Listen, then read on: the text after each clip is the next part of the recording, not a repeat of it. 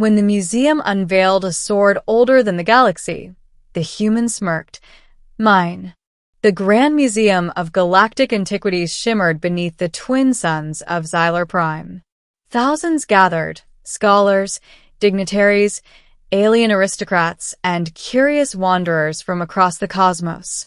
Today, they would witness the unveiling of something that defied history itself. A sword, the curators claimed, older than the galaxy. No one understood how such a thing could exist. The galaxy was estimated to be 13 billion years old. Yet scans dated the sword to 30 billion, before time as the galaxy knew it. And at the front of the crowd, leaning casually against a pillar, was a man who shouldn't have been there. A human. Humans were rare beyond their spiral arm. They were traders, smugglers, sometimes soldiers, but never scholars. They were too young a species, barely interstellar for 3 centuries. So when a lanky, dark-haired man with a faint smirk and a scar under his left eye strolled into the museum, the staff nearly threw him out. But his clearance was authentic, signed by the Galactic Council itself. His name, Kale Ren. The curator, a translucent being of light named Thyl, floated before the crowd. Honored guests, they intoned, their voice vibrating through every molecule. Behold the relic beyond measure, unearthed in the void between galaxies, where even starlight dies. With a flourish, the display capsule opened. The crowd gasped. The sword floated in a containment field, bathed in soft golden light. Its blade shimmered like liquid night, stars swirling in its surface. The hilt was wrapped in a material that shifted hues like the auroras of a dead world. Symbols, impossible, alien, infinite, etched themselves and then vanished, as if the sword rewrote its own language every moment. It resonates beyond temporal bounds. Thyl continued reverently. No element matches known matter. No energy field sustains it, yet it persists. Truly, an artifact from before creation. A hush swept the hall. Cameras blinked. Minds strained to comprehend. Then Kale stepped forward and smirked. Finally, he said softly, "You found it." Every eye turned toward him. Thyl form flickered in alarm. "Sir, this is a secure exhibit." "Step back." Kale ignored them. He walked closer, boots echoing on polished crystal. "You got the date wrong," he said. "It's not 30 billion years. It's timeless." Timeless, a scholar hissed. Impossible. Even the void-born cannot exist outside the flow. Kale reached out. The containment field dissolved. Security alarms blared. Dozens of drones aimed weapons at him.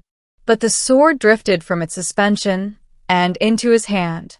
The moment his fingers wrapped the hilt, the stars in the blade flared like newborn suns. The entire museum shook. The lights dimmed. Space itself seemed to bend around him. Kale sighed, as if greeting an old friend. "Hello, Ardent," he whispered. The crowd was paralyzed. Even the air refused to move. Who are you?" Thyl stammered. Kale looked up.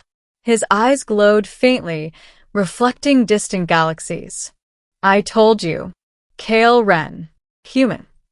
"But the sword recognizes you," Thyl said, trembling. "No being has ever." "It should," Kale said quietly. "I forged it." 1,000 voices cried out in disbelief. The museum locked down, sealing all exits. A dozen historians demanded answers. Thyl floated before Kale, radiating fear and fascination. "You claim to have forged a weapon older than the galaxy," Thyl said. "Explain." Kale studied the blade, running his thumb along the flat. It hummed like a heartbeat.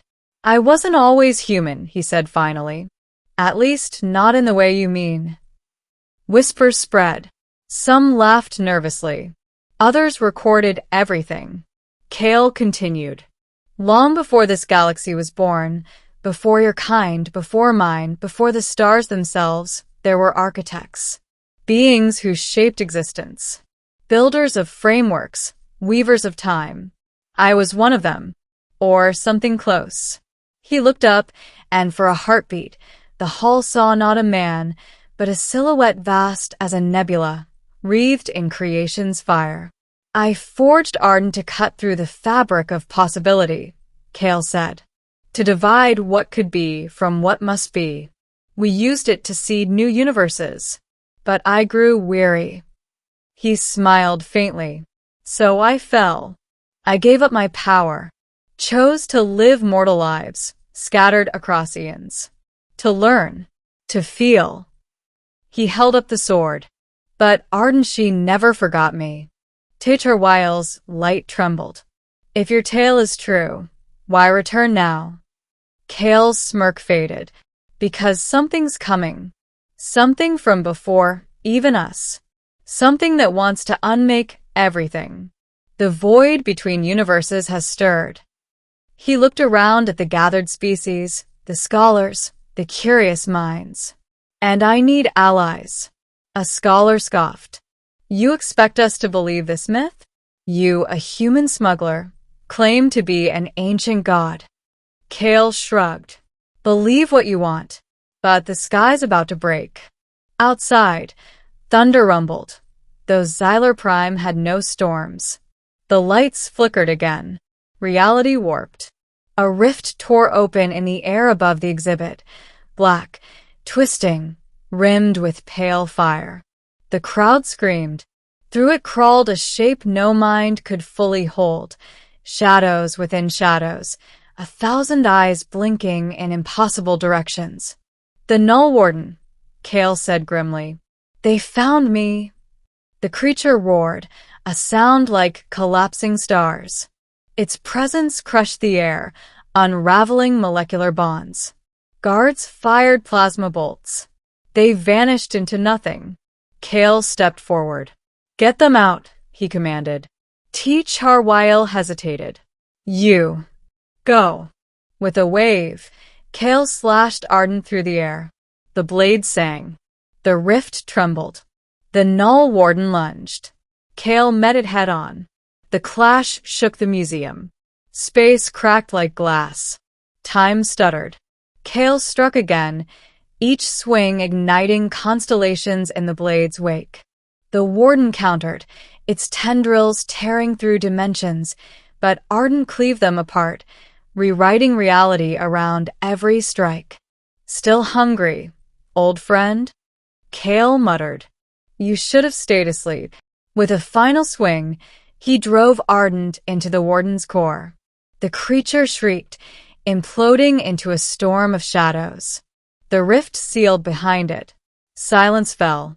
The crowd stared in awe and terror. Smoke curled from the floor. The museum trembled but held. Kale lowered the blade and smiled faintly. Hours later, after emergency crews restored calm, Kale sat alone in the shattered exhibit. Techerwile approached cautiously. You could have let us perish, they said. Yet you fought. Kale looked up. Mortality has a way of changing you. You start caring about the little things. People. Worlds. Then you truly were one of the architects? Kale shrugged. Maybe. Or maybe I'm just a fool with an old sword and too many memories. Techerwile floated closer. What happens now? Kale stood, slipping Ardent across his back. I find the others. The old blades. The old wielders. Before the void wakes again. He glanced back, eyes distant. And maybe I remember who I used to be. As Kale left the museum, the suns were setting, bathing Xyler Prime in gold. Reporters shouted questions. The galaxy buzzed with news of the man who claimed to be older than time. Kale ignored them all.